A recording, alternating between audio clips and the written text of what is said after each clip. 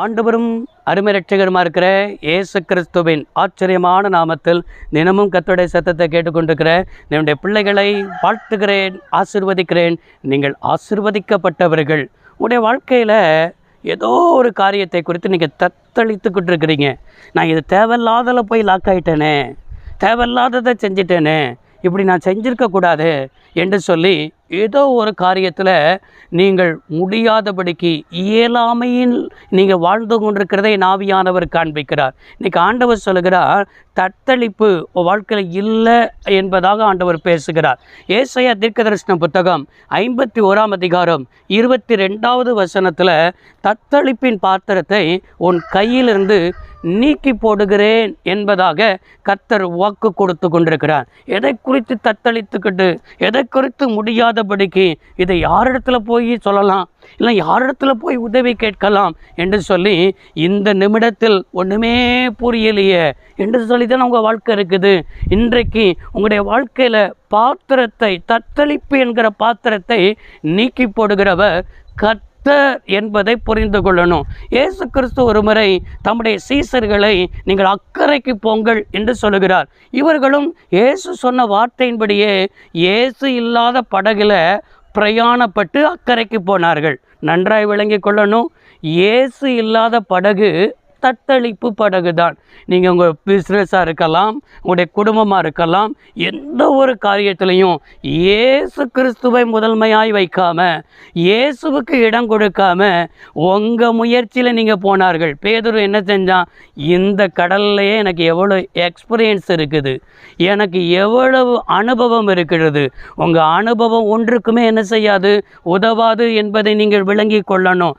என் அனுபவத்தை வச்சு செஞ்சிருவேன், முடியாது. என்னுடைய திறமையை வச்சு செஞ்சிருவேன், முடியாது. என்னுடைய பணத்தை வச்சு செஞ்சிருவேன், முடியாது. எனக்கு நல்ல பேக்ரவுண்ட் இருக்குது, செஞ்சிருவேன், முடியாது. கர்த்தர் தான் நம்முடைய படகுல என்ன செய்யணும், இருக்கணும். கர்த்தர் இல்லாத படகுல பிரயாணம் பண்ணது நிமித்தமாக அவர்களுக்கு எதிர்காற்று அடித்தது. அவ்வளவுதான், வாழ்க்கை முடிஞ்சுது, இதோடு நம்முடைய வாழ்க்கை முடிஞ்சுதுன்னு நினச்சிக்கிட்டு இருக்கும்போது கர்த்தர் அவர்களுக்கு முன்பாக என்ன செய்கிறார், கடந்து வருகிறார்.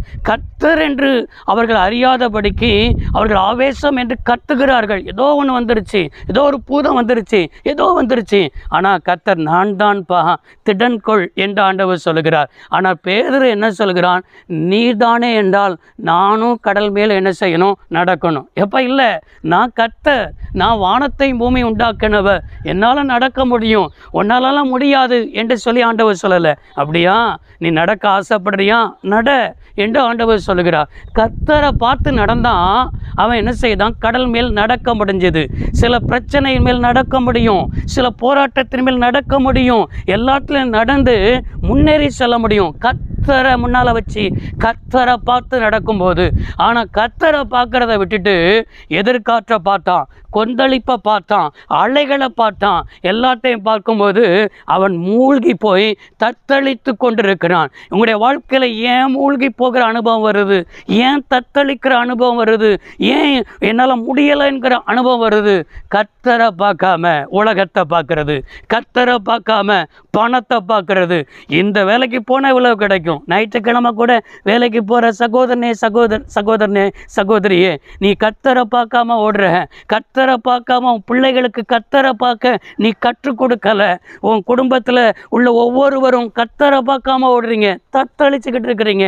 நீங்கள் நினைக்கிறீங்க இந்த வேலை செஞ்சால் தானே இந்த இஎம்ஐ அடைக்க முடியும், இதை செஞ்சால் தானே இந்த லோன் அடைக்க முடியும். இல்லை இல்லை இல்லை, உன் வாழ்க்கையில் நீ உன் தத்தளிப்பின் பாத்திரத்தை நீக்கி போடுகிறவர் கர்த்தர் என்பதை விளங்காமல் போகிறது நிமித்தம் பேதுரு என்ன செய்கிறான், நான் மடிந்து போகிறேனேன்னு சொல்லி கர்த்தரை நோக்கி கதறும் பொழுது கர்த்தர் கரத்தை பிடித்து அவன் மூழ்கி போகிற அனுபவத்திலிருந்து, தத்தளிப்பின் பாத்திரத்திலிருந்து கர்த்தர் அவனை தூக்கி விட்டாரையா, அழகு பார்த்தாரையா. உன்னை தூக்கி விடுகிற ஒரு தேவன் இருக்கிறார், உன்னை அழகு பார்க்கிற ஒரு தேவன் இருக்கிறார், உன் தத்தளிப்பின் பாத்திரத்தை நீக்கிற தேவன் இருக்கிறார். அவருடைய கரத்தை பிடித்து கொள்வாயா என்பதை தான் ஆண்டவர் எதிர்பார்க்கிறார். ஜெபிப்போம். சர்வ வல்லமையுள்ள தெய்வமே, அருமை தகப்பன், இந்த வார்த்தை கேட்ட பிள்ளைகள் வாழ்ந்திருக்கட்டும், சுகித்திருக்கட்டும். தத்தளிப்பின் பாத்திரம் பிள்ளைகளை விட்டு நீங்கி போகட்டும். இயேசு இரட்சக நாமத்தில் பிதாவே, ஆமென். கர்த்தர் ஆசீர்வதிப்பார். God bless you all.